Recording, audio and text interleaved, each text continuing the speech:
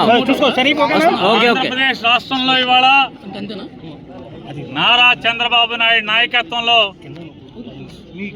ఒక దివాళా కనిపించాలి కదా. సాధారణంగా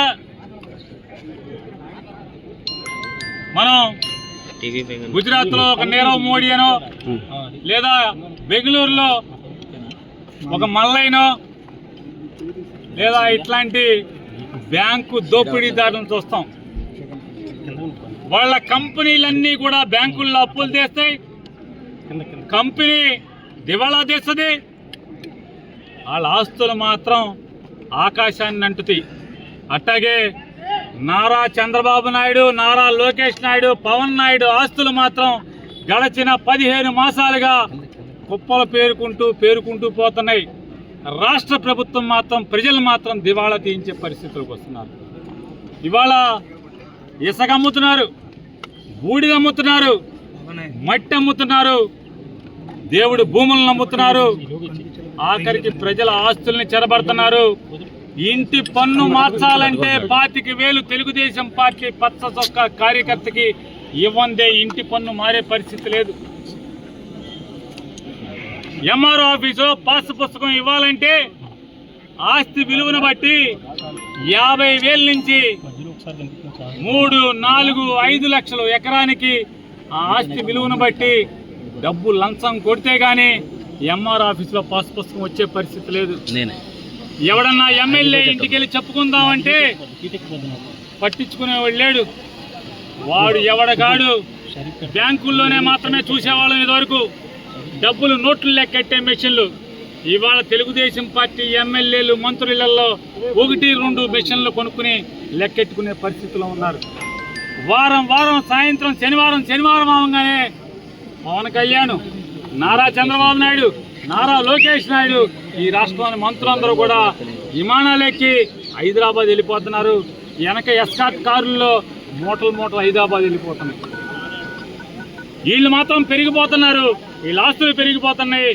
ఎన్నికల అఫిడవిట్లో ఇచ్చిన ఆస్తులకి ఇవాళ వాళ్ళు కొనుక్కున్న ఆస్తులకి చూస్తే అసలు పగలకి రాత్రికి ఉన్నంత తేడా ఉంది.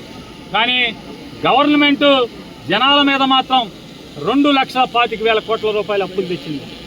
అక్షరాల 2,25,000 కోట్ల రూపాయలు ఈ 15 మాసంలో. ఏ చేతులు పడిపోయినాయా నారా చంద్రబాబు నాయుడు అని అడుగుతున్నాను. 6,000 కోట్ల రూపాయలు ఈ ఆగిపోయినటువంటి వాటికి బిల్స్ ఇస్తే అయిపోతుంది కదా, ఎందుకు ఇవ్వు అని అడుగుతున్నాను. ఎవరి కోసం ఇవ్వవు? గతంలో మీ మామగారిని పడేసినప్పుడు, వెన్నుపోటు పొడిచి పడేసినప్పుడు షుగర్ ఫ్యాక్టరీలు నమ్మావు, అనేక ఫ్యాక్టరీలని తెగ నమ్మావు. ఇవాళ మళ్ళీ వచ్చావు, సంపద సృష్టిస్తానని చెప్పావు. మొత్తం ప్రభుత్వ ఆస్తులన్నీ కూడా అమ్మకానికి పెట్టావు. ఇవాళ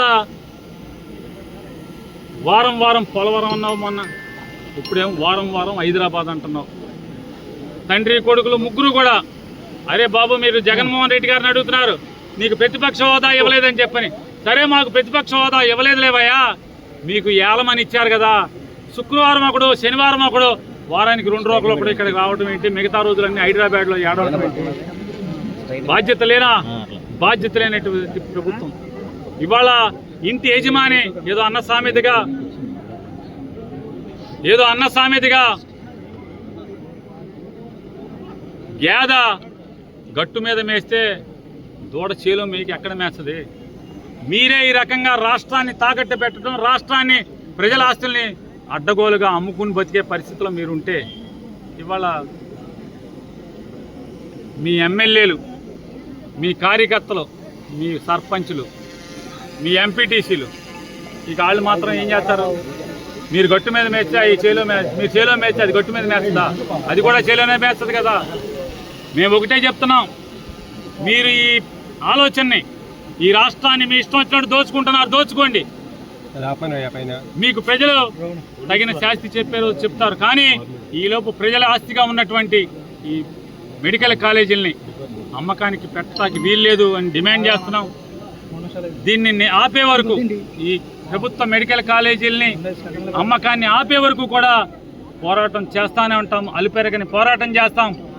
అంతిమంగా దుర్మార్గులైనటువంటి లేదా దోపిడీదారులైనటువంటి మీరే గనక సిగ్గు ఎగ్గు లేకుండా నిర్లజ్జగా భయం లేకుండా ఈ కాలేజీలని మీ బినామీలకి అమ్ముకుంటే కనుక ఖచ్చితంగా రాబోయే ప్రజాప్రభుత్వంలో ఈ కాలేజీలన్నీ కూడా వెనక్కి లాక్కుని మొత్తం ప్రజల ఆస్తిగా గవర్నమెంట్ నడిపేదానికి కూడా మేము గట్టిగా నిలబడతామని కూడా ప్రజలకు హామీ ఇస్తూ మరొక్కసారి చంద్రబాబు నాయుడికి, పవన్ కళ్యాణ్కి, లోకేష్ నాయుడికి డిమాండ్ చేస్తున్నాం. ఈ నిర్ణయాన్ని, తప్పుడు నిర్ణయాన్ని వెనక్కి తీసుకోమని చెప్పని డిమాండ్ చేస్తున్నాం.